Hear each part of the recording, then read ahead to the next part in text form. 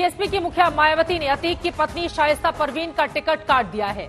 कहीं ना कहीं उन्हें डर था कि शाइस्ता की आपराधिक छवि पार्टी को नुकसान पहुंचाएगी। डर अतीक और उसकी पत्नी को भी है कि अब तो राजनीति का रसूख भी नहीं बचा, अब आगे क्या होगा। इसीलिए हम कह रहे हैं कि ये डर अच्छा है। ये रिपोर्ट देखिए।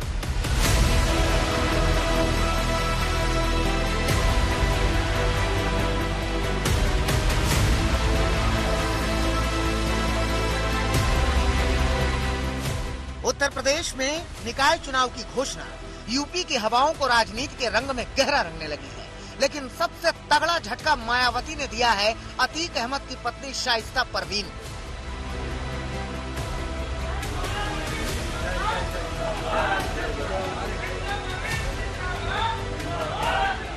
शाइस्ता परवीन प्रयागराज में मेयर पद के कैंडिडेट के तौर पर दावा पेश कर रही थी। होर्डिंग बैनर लगे थे और बीएसपी को उम्मीद थी कि वही मेयर बनेंगी, मगर उसके पहले ही उमेश पाल हत्याकांड हो गया और देखते ही देखते मेयर पद की उम्मीदवार शाइस्ता परवीन 25,000 की इनामी आरोपी हो गई। अब हमारी पार्टी ना तो अतीक की पत्नी को और ना ही उनके परिवार के। अब मायावती ने साफ कर दिया है कि अतीक या अतीक के परिवार में किसी सदस्य को टिकट नहीं मिलेगा।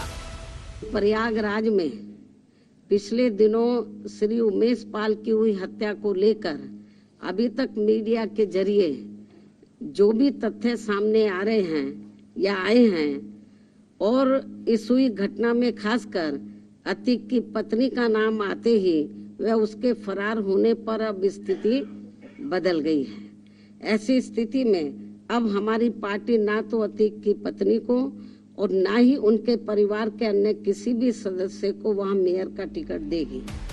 मायावती ने शाइस्ता का टिकट काटकर ये संदेश देने की कोशिश की है कि बीएसपी कानून का पालन करने वाली पार्टी है, लेकिन यहाँ मायावती ने शाइस्ता का टिकट तो काटा मगर पार्टी से बाहर का रास्ता नहीं दिखाया।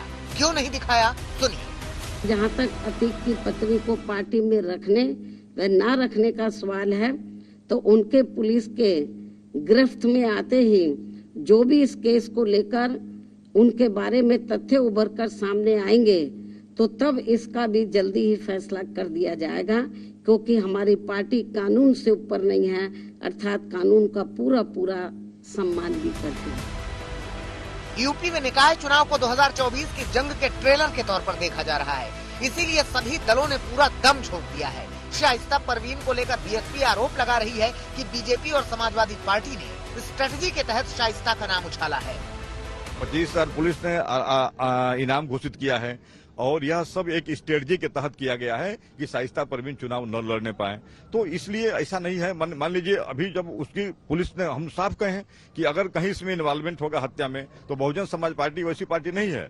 यह बहुजन समाज पार्टी वो पार्टी है कि अगर इस पार्टी का सांसद भी अगर किसी अपराध में इन्वॉल्व है तो उसको माननीय बहन जी मुख्यमंत्री रहते अपने आवास में बुला करके लखनऊ पुलिस को कहीं किसको अरेस्ट करके ले जाओ, हमारा भले सांसद है। तो बहुजन समाज पार्टी बहुत पाक, लेकिन जिस दिन आरोप तय होगा उस दिन बहुजन समाज पार्टी डिसीजन ले लेगी। अभी तक कोई आरोप नहीं तय हुआ, अभी तक पुलिस के पास एक शूटर नहीं पकड़ा गया जिससे कि यह पता चले कि इसमें किसका इन्वॉल्वमेंट है।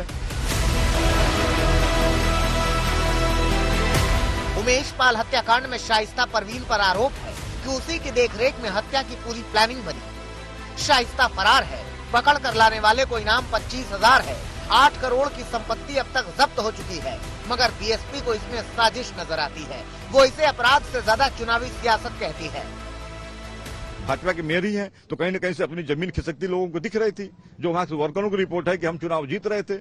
इसलिए तो मुझे लगता है कि पुलिस को हर एंगल से जांच करनी चाहिए। मैं पुलिस की जांच में कोऑपरेट करने को तैयार हूं। पुलिस हर एंगल से जांच करे। केवल मेरा मानना है कि किसी को निर्दोष को न फंसाया जाए, लेकिन दोषी कोई जो भी हो वो बचे बिना, ऐसा मेरा मानना है। परवीन से गैंगस्टर एक्ट के तहत 8 करोड़ की संपत्ति जब्त की जा चुकी है। उत्तर प्रदेश में 21% दलित वोट हैं।